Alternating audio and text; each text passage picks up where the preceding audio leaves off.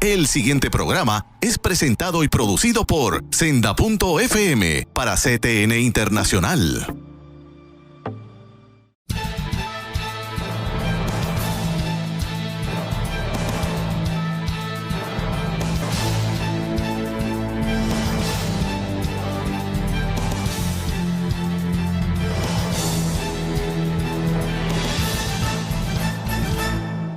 Saludos amigos de Alerta Cristiano, otro día más donde gracias a nuestro Señor Jesucristo tenemos la oportunidad de llegar a sus hogares.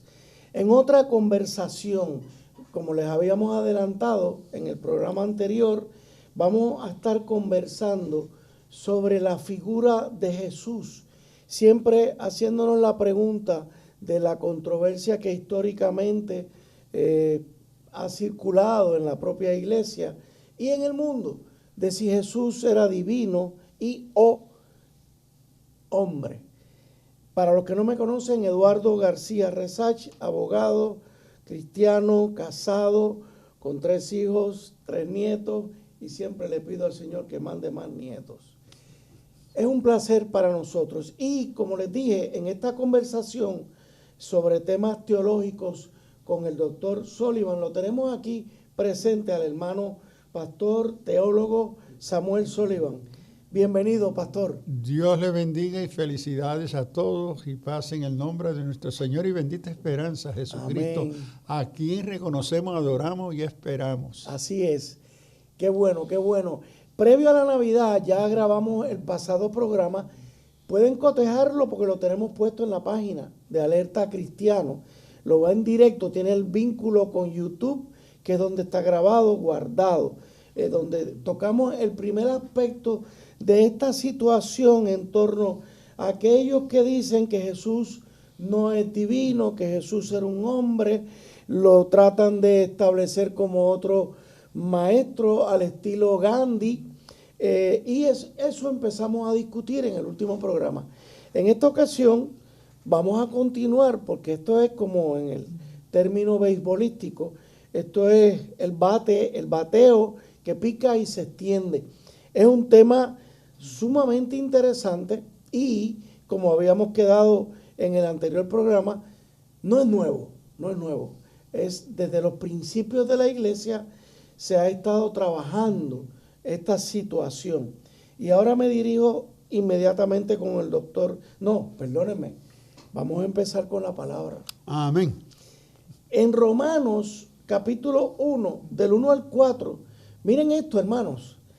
Pablo, el apóstol, se introduce, se presenta en una de sus cartas. Miren cómo lo hace.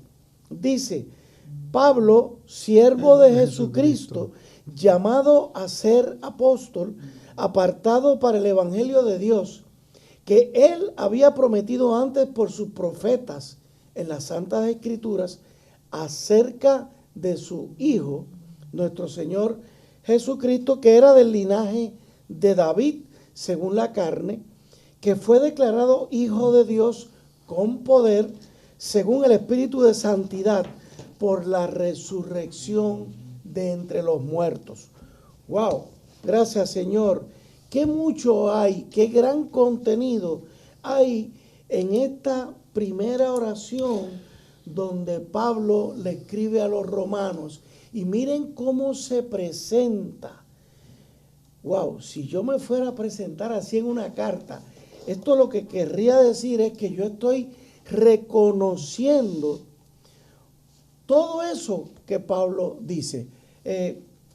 Pastor Sullivan,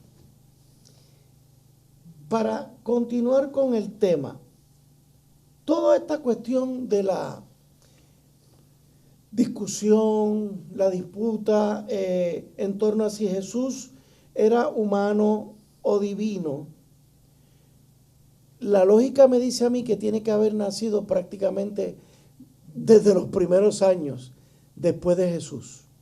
¿Cierto o falso? Bueno, es cierto, y aquí creo que tenemos que reconocer, y estoy buscando aquí un momentito, ¿cómo no? Esa introducción de Pablo a los romanos. Es decir, La primera pregunta o el primer supuesto que debemos de preguntarnos, ¿qué es la fuente de autoridad que determina si una creencia es o no es consistente con el Evangelio de Jesucristo? Okay. Si una doctrina es consistente con lo que la Biblia afirma ser la verdad, fiel. Ajá. Ahora, ese supuesto es que las Escrituras las reconocemos ser palabra de Dios inspirada por el Espíritu Santo, ¿okay? Que nos capacita para conocer la verdad, que es aquello que Dios mismo ha compartido con nosotros y nosotras para conocer su voluntad, sus propósitos, quiénes somos, etc. Ajá. Ahora, si uno no asume ese supuesto, estamos hablando china y botella. De otra cosa. Estamos hablando de otra cosa. Entonces, ese sentido no sería ortodoxo. Exacto, porque rechaza la fuente de esa verdad que son las Escrituras. Por eso también es importante observar que los primeros que llamamos herejes, como arios, ellos eran creyentes. El uso de mirar a Arios como un hereje, porque él no reconocía la divinidad de la persona de Jesús. Ahí tienen a uno de los primeros. Sí, pero él reconocía la autoridad de la palabra.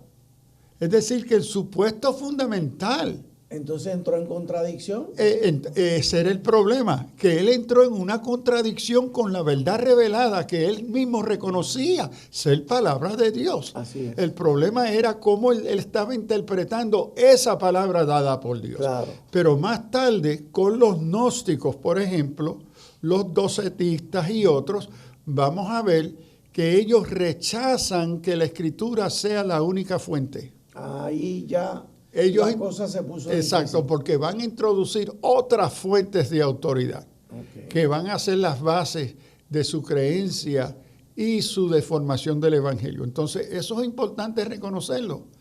Entonces, y aquí como creyentes hoy, yo me he asombrado con la cantidad de líderes que asumen postura y por no preguntarse qué es la fuente de autoridad que sostiene esa postura y no reconocer que contradice las Escrituras, por no ser crítico en su pensamiento, lo han aceptado. Wow. Porque no se han dado cuenta que su postura rechaza el supuesto fundamental axiomático de la fe cristiana. Si fuéramos a hablar en términos de tránsito, el carril exclusivo es la Biblia. That's right. El yo asumir otra postura es coger una marginal que me puede llevar muy lejos del carril exclusivo. ¿Vale la pena hacer esa similitud entre ortodoxia y herejía? Yo diría que no. No. Si no, voy a usar un ejemplo que sigue ese mismo de mi compañero, el doctor Samuel Caraballo. Samuel lo ilustra así. Yo dije, mira, muy bien. Es decir, que cómo entendemos el Evangelio puede tener 2 o 3 carriles. Ajá. Pero todos los carriles caminen en la misma dirección. Es decir, uno puede tomar una marginal, pero si sigue en la misma dirección hacia el mismo fin, te va a poder tomar más tiempo, etcétera, etcétera. Pueden haber otros detallitos, pero tú vas en la dirección marcada. Pero cuando tú te sales del carril y de la dirección al cual esa palabra te dirige, entonces ahí está el problema. Uno de los más importantes, primero que nada, la autoridad de la Biblia. De la Biblia. Ahora, mira cómo Pablo está escribiendo la carta a los romanos porque él los desconoce. Él tiene unos parientes en esa iglesia que le han contado de los problemas y él lo está preparando para él ir allá a enseñarle qué es el Evangelio. Esa es la tarea de Romanos. Claro. Y mire lo que dice Pablo, un siervo de quién? De Jesús, el Cristo. Jesús, el hombre, Cristo, este hombre que nos salva. Llamado a ser pastor apartado para el Evangelio, las buenas noticias de Dios, que él había prometido antes por sus profetas en las Santas Escrituras, acerca de quién, de su Hijo. nuestro Señor. La palabra aquí, kuriai, es la palabra que en el judaísmo se usa para hacer un equivalente con Jehová Dios. Okay. En vez de leer Elohim o Jehová en el Antiguo Testamento hebreo, por reverencia al nombre de Dios, no se pronunciaba. Okay. Y se sustituía Adonai, Señor. Señor. Entonces, el uso de Señor en estas declaraciones apostólicas de Pablo es equivalente al Jehová. Es una equivalencia con el nombre sagrado de Señor. Por los santas escrituras acerca de nuestro Señor Jesucristo, que era del linaje de David, según la carne, humanidad, que fue declarado Hijo de Dios con poder, según el Espíritu de santidad, apuntando a el único santo, es Jehová Dios, correcto, el Adonai, por la resurrección de los muertos. Ahí lo dio todo, lo dijo todo. Esta es entre las primeras confesiones de la iglesia que resume el Evangelio. Note que él dice, apartado para el Evangelio de Dios. Es decir, en esta introducción a Romanos, Pablo comparte una de las primeras concisas confesiones de la ortodoxia, la sana doctrina de lo que la iglesia cree y afirma y comparte. Hoy podemos decir que esta es la ortodoxia. Esa introducción de Pablo. O sea, ese es el núcleo de nuestra fe, la parte ortodoxa de lo que creemos. En el próximo segmento, doctor, yo quiero que usted nos lleve a entender qué ocurrió, o sea, cómo se estableció esta ortodoxia, qué asuntos históricos hubo. Se habla de los concilios, que si Nicea, Constantinopla. ¿Qué tienen que ver todo eso con la ortodoxia? Amigos, hacemos una pausa y enseguida regresamos. Alerta Cristiana.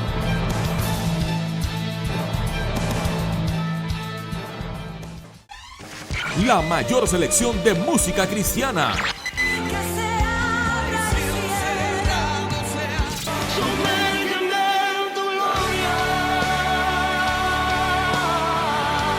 La mayor selección de música cristiana.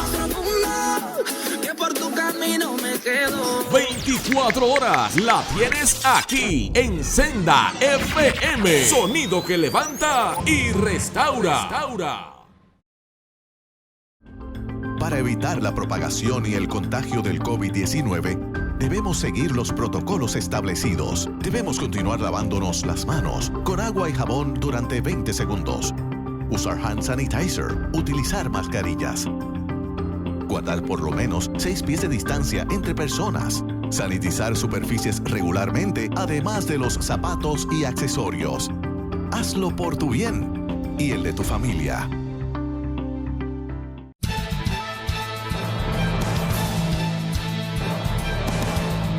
De regreso con ustedes, amigos de Alerta Cristiano. Estaba conversando con el doctor Sullivan. Me llama sobremanera la atención. En aquella época de Pablo, como dice el doctor Sullivan, a Pablo no se le conocía en Roma. ¿Qué hizo él? Pues mira, aquí les estoy dando mi resumen. Y vaya manera de presentar su resumen como siervo de Jesucristo, como un ser llamado a ser apóstol, y luego habla y presenta a Jesús. Ustedes recuerdan la primera vez, bueno, algunos no lo recuerdan, cuando el doctor Sullivan acudió por primera vez a este programa, yo lo presenté, elaborando todo su resumen de estudios, ¿verdad? Desde que comenzó, y cómo pues hizo estudios posgraduados, en maestrías, doctorados, pues, pero como me dice el doctor, pero no dejo de ser esclavo. Explíquenos un poquito esa diferencia entre esclavo y servicio, de cómo se habla hoy del servicio. Sí, yo creo que esa distinción es importante. Cuando miramos al Nuevo Testamento como la fuente de nuestra verdad, de nuestra identidad como cristianos. Pablo, escribiendo la carta a los Romanos, Romanos 10:9, le dice, mire, esta es la fe que predicamos. Queremos estar claros, ustedes son nuevos creyentes, muchos de ustedes son gentiles, que vienen de otras religiones. Ustedes tienen que estar claros qué es lo que creemos. Esta es la fe, y ahí fe es el contenido de nuestra doctrina, nuestra enseñanza. Es esta. Si confesares con tu boca una confesión pública, intencional, libre, que Jesús es Kuriai, Señor. Señor. Ahora, en el contexto del primer siglo greco-romano, se usaba en esta confesión que para los romanos el único Kuriai era César, porque se usaba entre otros usos, porque tenían varios usos, pero en este uso era tu dueño, tu amo, a quien le pertenece y le debe toda lealtad. Y servicio. Wow. Entonces él dice que lo que nos hace cristianos es la confesión voluntaria, concienzuda, que Jesús, no César, es nuestro amo, nuestro dueño, a quien entregamos quiénes somos, nuestra voluntad, nuestros bienes, etcétera. Amén. ¿Ok? Con tu boca. Y es una confesión pública. Ahora, para Pablo, en esta época, ya estaba la adoración del emperador como figura divina, y a él se le celebraba como el curia, como el Señor, porque todo en Roma le pertenecía a él. ¿Ve? Entonces, y no confesar a César como el Señor era una declaración de traición al Estado. Y cuando Pablo le llama a tantos judíos ahora cristianos y gentiles paganos ahora cristianos, necesitaban entender que el paso de hacerte uno en esta comunidad es esa confesión personal, concienzuda, voluntaria, pública, que ahora tu vida tú lo entregas, tú lo das al servicio y a la dirección y propósito de este Jesús. Y si creyeres en tu corazón que Dios lo levantó de los muertos, serás salvo. Entonces, hoy el concepto de servicio no es el mismo. Servicio, tú mantienes tu autonomía, tu opinión, tu individualidad, tu voluntad. Tú haces lo que tú quieres. Claro. ¿Ves? Y si no te gusta esto, a donde tú estás sirviendo, tú te levantas y tú te vas. Y síguelo. Entonces, por eso yo prefiero en mi conferencia usar el sentido literal griego de esclavo. Y eso es lo que Pablo comienza en Romanos 1. Pablo nota que no comienza con apóstol. Sí. Lo que te hace cristiano no es apóstol. Siervo de Jesucristo. Es que eres un esclavo de Jesús, tu curia, tu Señor. Tú eres siervo de Él. Y el desempeño de la voluntad de este Jesús, quien es tu amo, a quien ahora tú le perteneces, porque te hiciste voluntariamente su esclavo. Ajá. Él ahora te envía a desempeñar la tarea como esclavo de apóstol. De ser apóstol. Tu apostolado es la expresión de tu servicio y lealtad a mí. Que como esclavo tú vas a servir a todos los otros esclavos. Que tu apostolado no es una identidad de superioridad. Es tu función y desempeño voluntario a tu Señor como esclavo. Wow. ¿Ve? Entonces, hoy el uso moderno, contemporáneo del vocabulario, oh, siervo de... Amén, oh, siervo de Dios. Y un día yo llamé a un hermano esclavo. No, yo soy siervo, no hermano. Si usted no es esclavo, usted no es siervo. Porque no queremos, se nos ofende.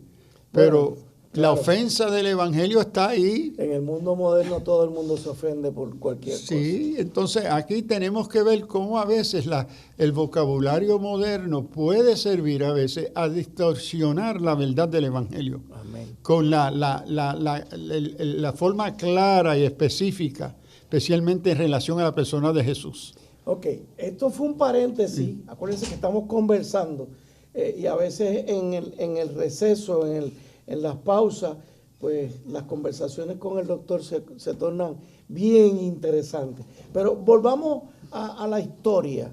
Hablábamos de que cómo se estableció lo que hoy conocemos como ortodoxia en la historia de la iglesia. Cuando hablamos de ortodoxia, la palabra ortodoxia hoy la podemos traducir como sana doctrina. Es decir, la enseñanza aceptable por la comunidad llamada la iglesia. Primero que desde el principio es importante que la ortodoxia se dio la necesidad de identificar qué es la fe que creemos, porque existían varias expresiones de ella. Okay.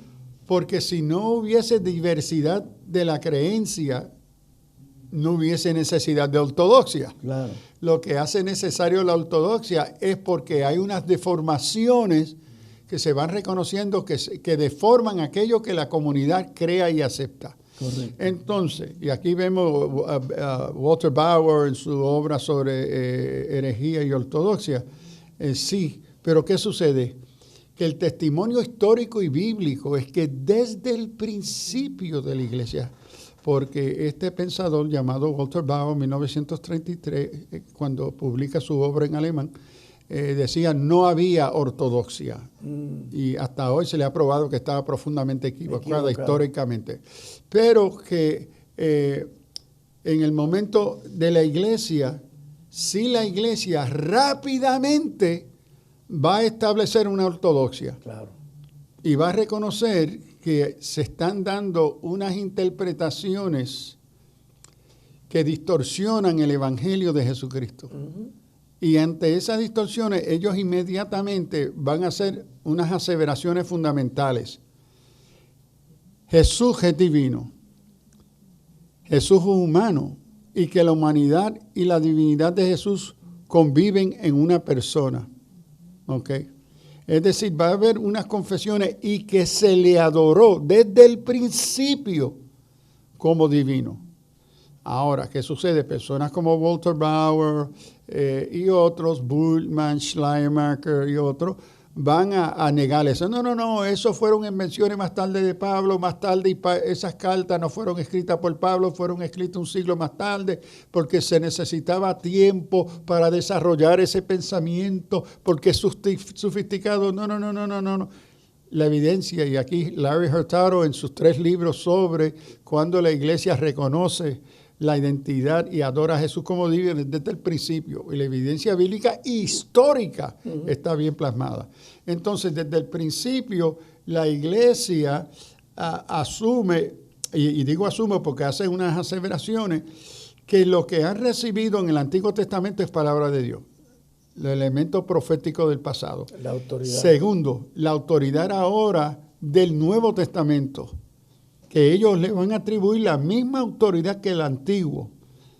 Y ellos van a establecer criterios para aceptar eso. Ahora, de esa base que hay una verdad absoluta, clara, revelada, dada a la iglesia, es que se va a partir entonces a establecer qué es y no es ortodoxia. Porque si no hay verdades absolutas reveladas por Dios, conocidas por nosotros, entonces no hay ortodoxia de nada, todo Correcto. Es relativo. Todo está en el aire. Todo está en el aire y esta es parte de la lucha hoy. Hoy la cristiandad, el creyente se encuentra permeado en la sociedad por los medios, por un supuesto moderno-posmoderno que toda verdad es relativa, no hay verdades absolutas.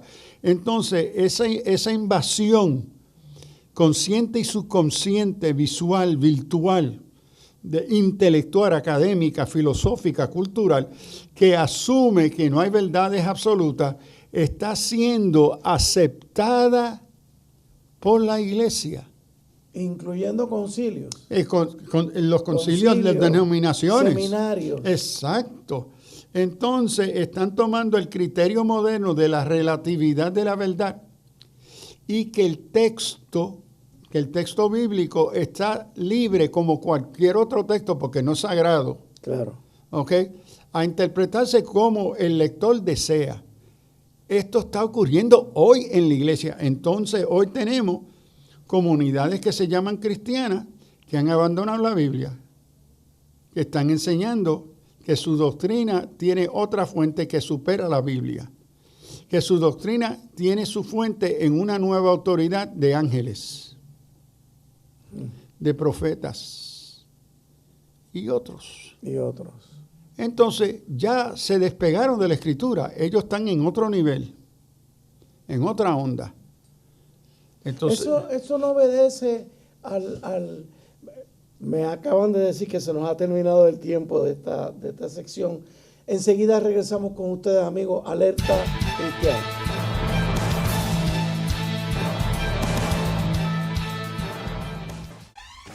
La mayor selección de música cristiana.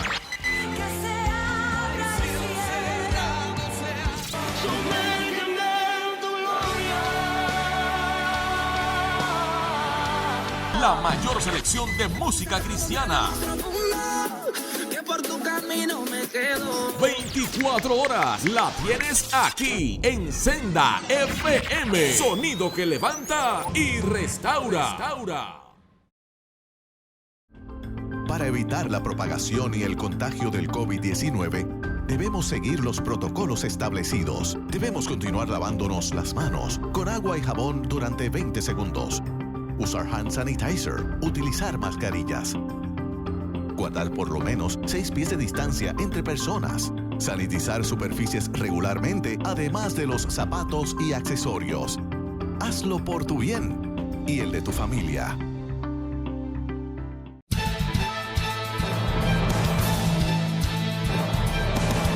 De regreso con ustedes, amigos, con este interesante tema de los aspectos históricos de cómo ha quedado establecido lo que llamamos la ortodoxia en nuestra iglesia, en la iglesia, que el doctor Sullivan nos dice que es equivalente al término de sana doctrina. Y yo le quiero preguntar, pastor, ¿esto no es una reacción a una tentación, a una inclinación del hombre moderno por querer presentar la palabra de Dios de forma novel?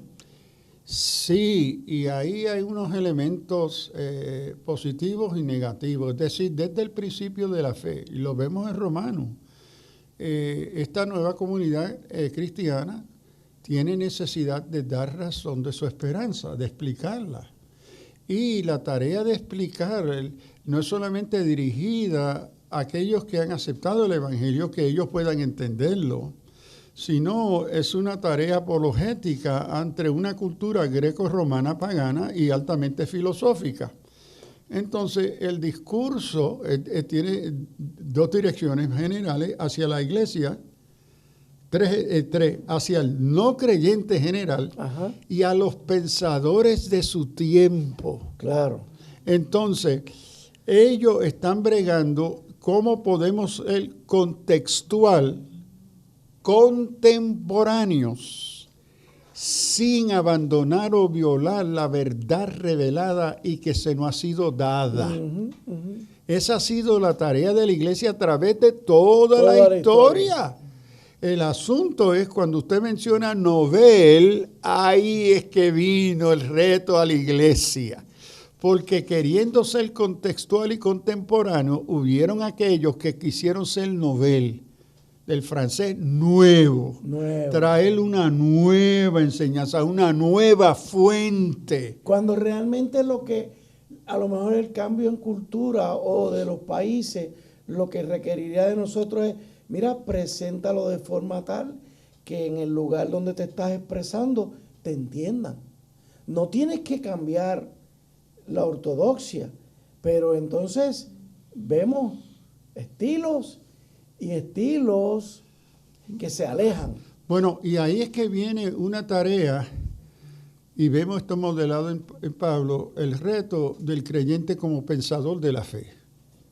No solamente como el que experimenta el poder redentor, salvador del Espíritu Santo. Que es muy válido. Que es muy necesario. Sí, sentirlo. Es la base. Pero si no estamos pensando la fe, dar razón, dice Pedro, de la esperanza, nos llama y la palabra que usa en griego es razón. Razón. Coherencia, inteligencia.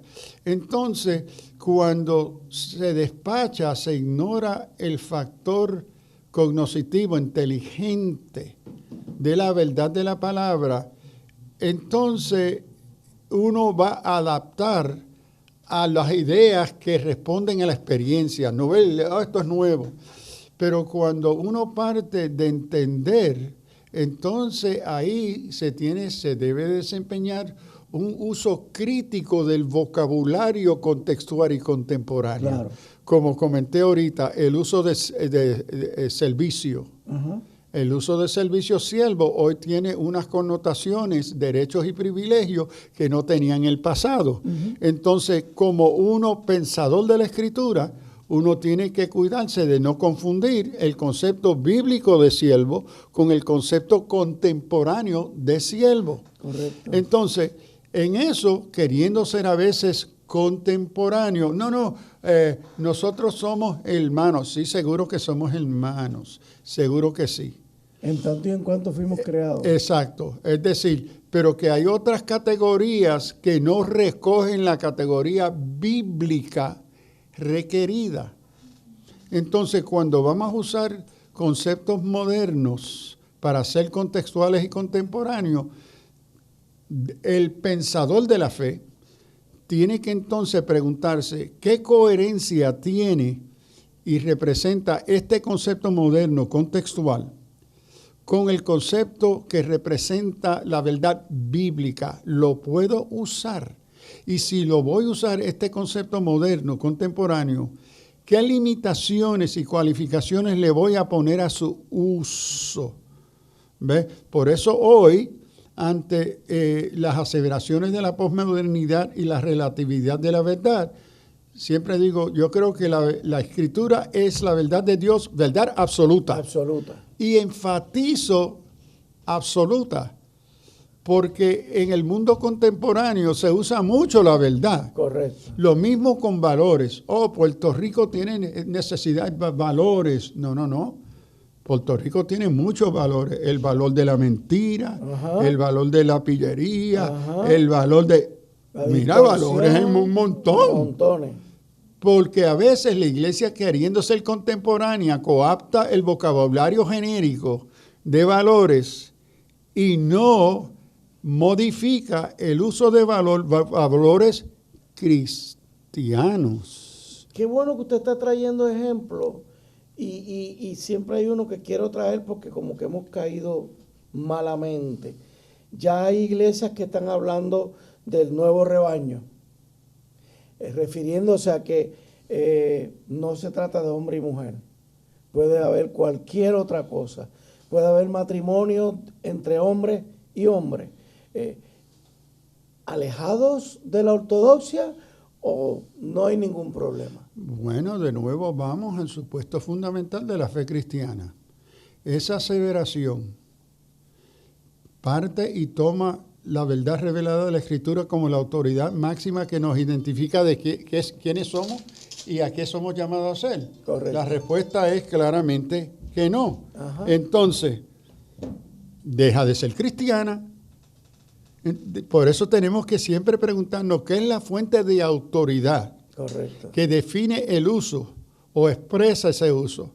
En este caso, usted puede llamarlo lo que quiera. Correcto. Pero decir que es una verdad, una postura cristiana, mire, I'm sorry, no, usted está equivocado. Correcto. El problema está que la iglesia, queriendo ser más justa y más misericordiosa que Dios, no quiere ofender a nadie. En una ocasión, un abogado cristiano, después de yo compartir una cosa, usted se me ofende con eso. Bueno, yo no me voy a disculpar con usted, porque lo que yo te cité fue la Biblia. La Biblia. Si la Biblia te ofende, quédate ofendido, porque no fui yo. Y yo nunca voy a disculparme por la verdad de la palabra. Usted, lo que le ofendió fue la verdad bíblica y usted se llama cristiano. Usted dice ser cristiano. Usted dice ser líder cristiano. Sin embargo, usted rechaza esta verdad clara y absoluta de Dios. pero como a usted no le gusta, usted la rechazó. Claro. Entonces yo no le voy a pedir disculpas a usted. Y eso es lo que nos está pasando con todo esto de la ideología de género, que pues como usted dice, queremos ser más misericordiosos que el mismo Dios. No, acéptalo. Bueno, yo puedo aceptar a quien sea. A la persona. A la persona. Somos llamados a amar a esa persona. Lo que está tratando de imponer se aleja bastante. Porque lo que está sucediendo en muchos casos, quieren imponer su verdad que parte de sus propios criterios, supuestos de ellos, sobre los nuestros. Entonces, a veces, no queriendo debatir o por razón de desconocer y no tener la capacidad de defender tu fe, razón de la fe, la va a aceptar. Entonces, ellos están partiendo de otros supuestos de autoridad. Correcto. Y cuando usted y yo aceptamos esas expresiones, esos usos postcristianos seculares y se introducen al vocabulario de la iglesia, hemos aceptado las premisas de sus fuentes. Correcto. Y negamos la fuente de la autoridad de la palabra. Que es la base de cualquier debate. Exacto. Que debe ¿quieres debatir conmigo? Ok, vamos a partir. ¿Tú aceptas la autoridad de la iglesia? Sí, vamos a debatir. ¿Tú no la aceptas? Ya ahora, la base. Yo lo modificaría un poco distinto. Yo no debato basado en la autoridad de la iglesia. Yo lo debato en la autoridad de la palabra de Dios. Okay. La iglesia es una cosa, la autoridad de la escritura es otra y no comparten la misma autoridad. Correcto. Entonces en eso mi autoridad es la verdad absoluta de la escritura, en las escrituras. Okay. Esa es mi base de autoridad. Porque sentarme a dialogar con un hermano cristiano sobre cómo él interpreta y cómo yo interpreto, no tendríamos ningún problema. Bueno, porque estamos sobre la misma base. Eso es un supuesto. Ajá. Tristemente lo que yo estoy encontrando, que ya yo no acepto ese supuesto. Con más y más líderes, incluyendo pastores y otros, que cuando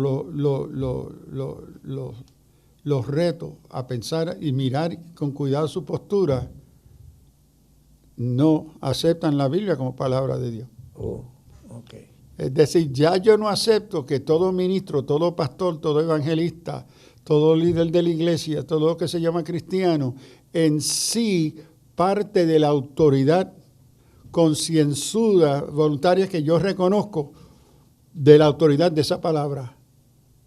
Wow. Ya yo no lo asumo. Porque en tantas ocasiones, cuando entro en diálogo y eso, y voy moviendo la cosa un poco más, se va descubriendo, es que tú estás rechazando la autoridad de la palabra, me la está cualificando, me le está dando excepciones y 20,000 otras cosas.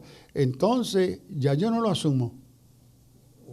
No lo asumo. Y por eso cuando doy conferencias y eso, yo digo, hermano, mi postura, mi supuesto teológico bíblico es este. Y siempre comienzo con esto. La escritura es palabra de Dios.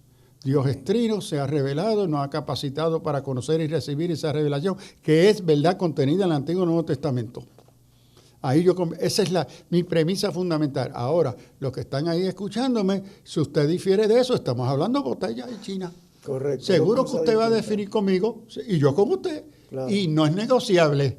Yo no voy a ceder la autoridad de la palabra por opinión pública, por razones culturales, políticas o filosóficas, que voy a ceder el carácter absoluto de esa palabra. Ok. Amigos, pasamos ya al cuarto segmento pendiente, porque se torna muy interesante. Alerta cristiana.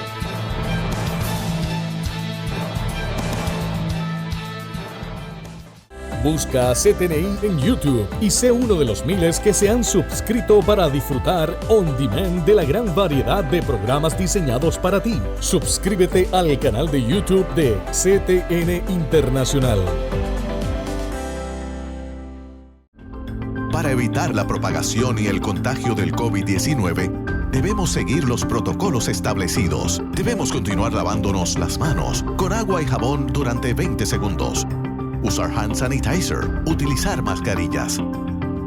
Guardar por lo menos 6 pies de distancia entre personas. Sanitizar superficies regularmente, además de los zapatos y accesorios. Hazlo por tu bien. y el de tu familia.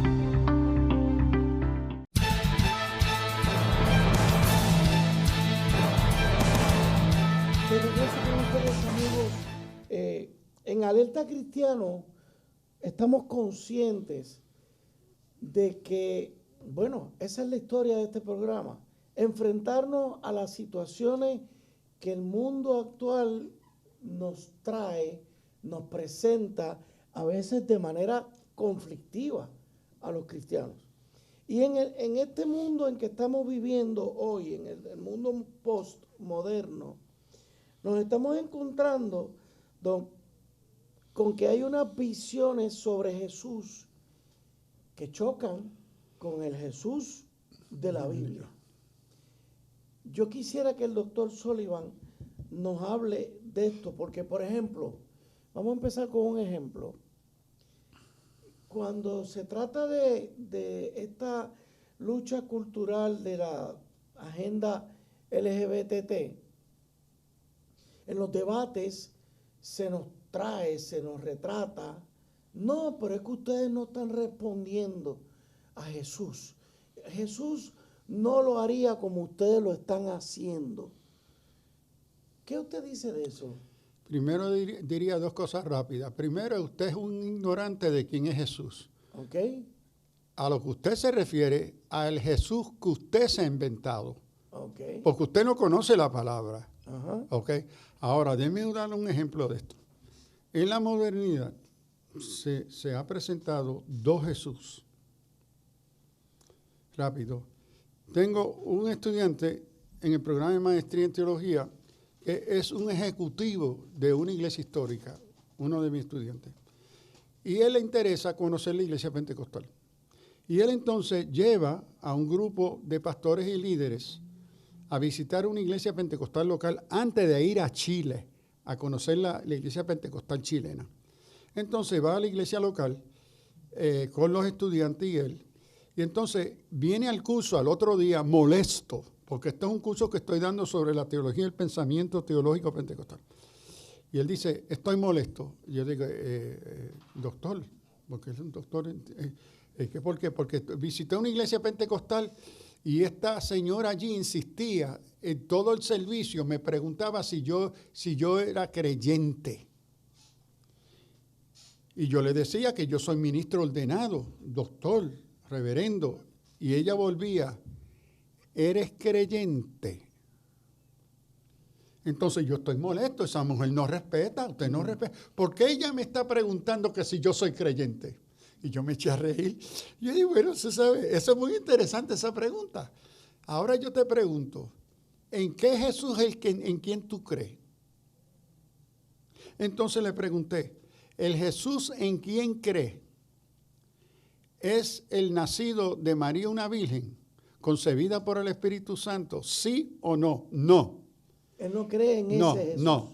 El Jesús en quien tú crees, ¿cree que es el Dios hecho carne, el Logos hecho carne, Dios entre nosotros? No. Tampoco. Entonces no es divino. No. El Jesús en quien tú crees, ¿hizo milagros? No. Esos son mitos y cuentos. El Jesús en quien tú crees, ¿resucitó de los muertos al tercer día de forma corporal? Tampoco. No. ¿Ascendió a los cielos en carne? No. ¿Volverá en carne? No. Ok, ese es quién es tu Jesús. Ese es tu Jesús. Ahora, vamos a mirar el Jesús que yo entiendo, esa hermanita entiende es Jesús. Y nos vamos a preguntar si estamos hablando del mismo Jesús. El mismo. Entonces, el Jesús que ella afirma, y yo afirmo, es nacido de una virgen concebida por el Espíritu Santo. El Jesús en que ella cree y yo creo es que el verbo hecho carne, Dios con nosotros, el Dios hombre, hizo milagros, lo crucificaron porque fue un verdadero ser humano, resucitó al tercer día en carne, ascendió al cielo en carne y prometió, volvió en carne. Ahora, doctor, le pregunto a usted y a la clase, ¿son estos los mismos dos Jesús? Dígame, doctor, ¿este es el Jesús que usted cree, el que yo acabo de...? No. No. Ese es el mitológico. Es decir, por eso, usted no cree en el mismo Jesús de la iglesia. La Biblia es un cuento para él. Exacto, es un mito. Por eso que en el estudio teológico, en la historiografía, se han establecido hasta hoy dos categorías de historia en el concepto francés de historia, history, basado en la razón empírica científica. Pero entonces hay otro nivel de historia, Heilsgeschichte, concepto alemán. Que Geschichte es historia mitológica, cuentos de hadas. Entonces, a la enseñanza de la Biblia, los historiadores modernos ponen los recuentos bíblicos en la segunda categoría historiográfica de Geschichte, historias de cuentos y mitos como el Iliad, ¿ok? Entonces, ellos tratan hoy en la teología moderna a aquellos supuestos teólogos y teólogas que se llaman cristianas, pero niegan la identidad histórica de Jesús porque lo tratan como mito. Y cuando dicen, no, pero al Jesús, ustedes no lo están tratando como al Jesús en quien usted cree, no. Porque el Jesús que ustedes creen no es el Jesús revelado en las Escrituras y en medio de la historia.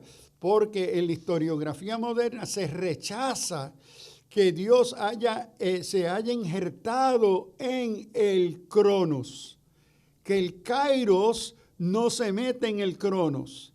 Entonces ellos rechazan la presencia divina en los asuntos humanos.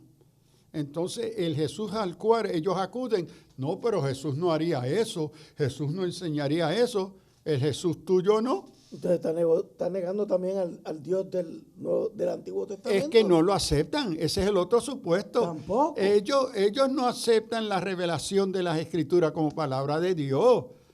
Por eso comencé el programa hoy con el supuesto fundamental de la fe cristiana. Entonces, ¿Dios no existe? Para ellos no. Tampoco. Ellos, en el pensar moderno, Dios es tu propia construcción. Pastor, pero entonces estamos hablando de ¿cómo esas personas pueden decir que son cristianos? Bueno, en el 1922 hubo un gran debate entre J. Gresham Machen de Princeton, que se había mudado a fundar al seminario en Filadelfia, a Westminster, y él tiene un debate con el gran pastor, teólogo Fosdick en Riverside Church en Nueva York. Ajá. Y en uno de los escritos del debate de ellos, porque los pertenecían a la misma denominación, Machen, en su libro Christianity and Liberalism, le escribe una carta, no, era un artículo en una revista teológica, y le dice, es que tú no eres cristiano. Si mira lo que tú rechazas de Jesús, las cosas que yo acabo de compartir. Y Fosdick le responde en junio del 1922, en una gran predicación que él da en Riverside Church, le responde y le dice, ¿y quién es usted para decirme a mí si soy o no soy cristiano? Esa pregunta se ha quedado todavía con nosotros. ¿Quiénes somos nosotros? Los liberales que tienen este otro Jesús, si somos cristianos. Nosotros dicen, pero mire, ustedes pueden describirse como quiera, pero no es posible que ustedes se puedan llamar cristianos, porque esa figura no es el revelado en la Escritura, es que nosotros no aceptamos la Escritura. Entonces, ¿de qué estamos hablando? El liderazgo cristiano, creo yo, de mi punto de vista, muchas veces todavía no ha captado que están entrando en unos debates que no tienen ningún sentido, porque estos buenos pastores y líderes con buenas intenciones, queriendo dialogar con una sociedad secular, etcétera, están asumiendo que a quienes ellos se dirigen están aceptando los mismos criterios de autoridad, los mismos criterios de verdad. Me voy a correr un riesgo de desviarme totalmente, pero lo que me viene a la mente es el remanente. O sea, vamos a aceptar que nos vamos a quedar en un grupo bien reducido de verdaderos creyentes. Bueno, es como diría ¿Sí o no, pastor? que decía, había un programa en televisión que él siempre decía, surprise, surprise, surprise, sorpresa.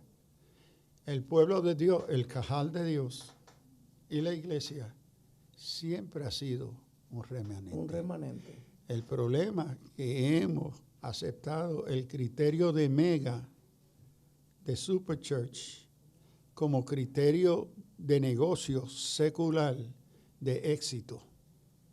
Y nos hemos olvidado que la iglesia, eclesía, la asamblea de los redimidos, los santos, siempre es un remanente. Eso también es ortodoxia. Eso es ortodoxia. El asunto que hemos utilizado el carácter del mercadeo de éxito, de grandeza, como el criterio de éxito, que es un criterio secular, no bíblico. Entonces, hemos confundido de nuevo las categorías. Entonces, bien claro, a Israel se le decía, esto tiene que ver con remanente. El cajal es un remanente en lo que es el pueblo de Dios. Y la iglesia es lo mismo. La iglesia no es una mega, ¿ves? Es un grupo fiel, obediente, pequeño. Entonces, de nuevo, seguimos utilizando categorías de la empresa, del negocio, del éxito, que son categorías seculares para identificar y describir la iglesia, y no lo son. No lo son. En ese sentido, pastor, ¿qué usted recomendaría? Obviamente, descartar ese concepto de mega. Pero uno siempre quiere que se salven los más.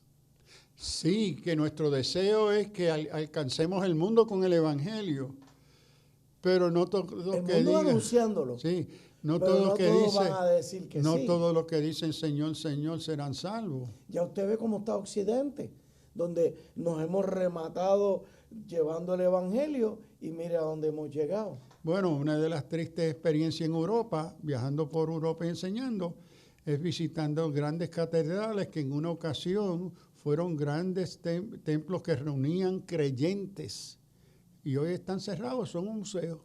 Correcto. Eso es lo que está pasando. Correcto. Es decir, la tarea del creyente es comunicar, alcanzar al mundo con el mensaje. ¿Cómo responden a ellas otra cosa? ¿O no? Pero la iglesia, por no querer perder sus miembros, está acomodando y cediendo su identidad para retener la gente, pero sin las expectativas y los estilos y valores de vida cristianos. Después que se reúnan y haya grupos, que podamos decir, en mi iglesia hay tantos, pero ¿A costa de qué? por eso, ¿A qué estoy renunciando por tener tantos? por eso es que yo hago la distinción en cuando trato con estudios de eclesiología, la iglesia, que hago la distinción entre la congregación local y lo que es iglesia. En Puerto Rico hay miles de congregaciones que se llaman cristianas, congregaciones. Y que cada congregación se compone de 3 grupos, mi opinión.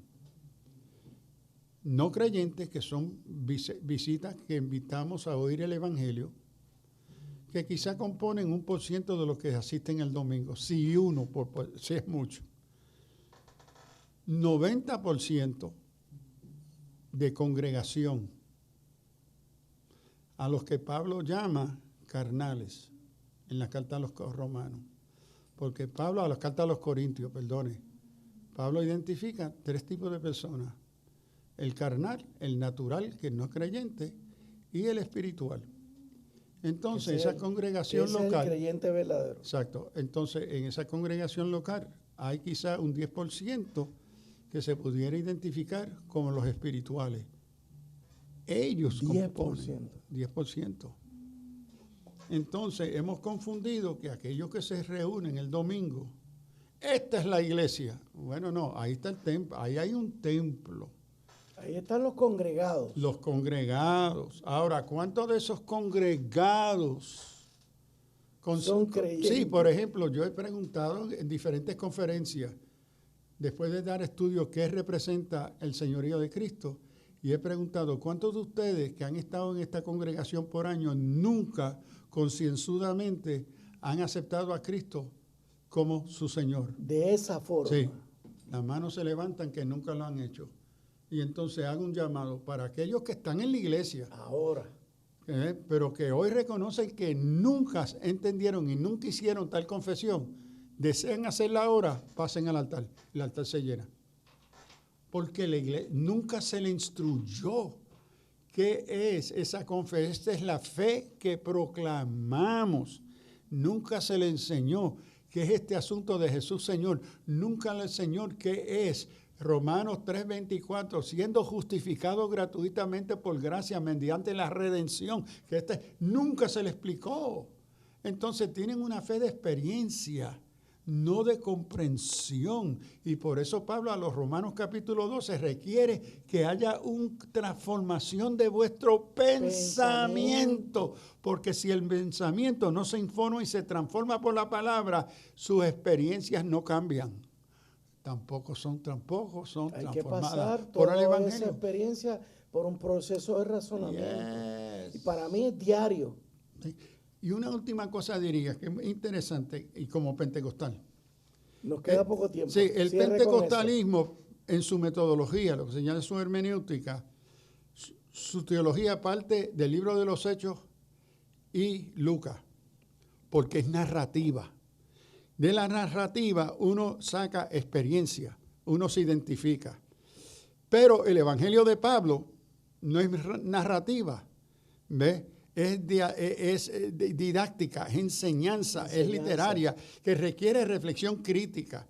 La mayoría de la enseñanza pentecostal sale de una metodología bíblica de narrativa, de experiencia, y carece de una respuesta, razonamiento crítico de la enseñanza del Evangelio. Representan una metodología teológica distinta. Sí. La esperanza que tenemos es que tenemos un próximo programa para continuar con esto.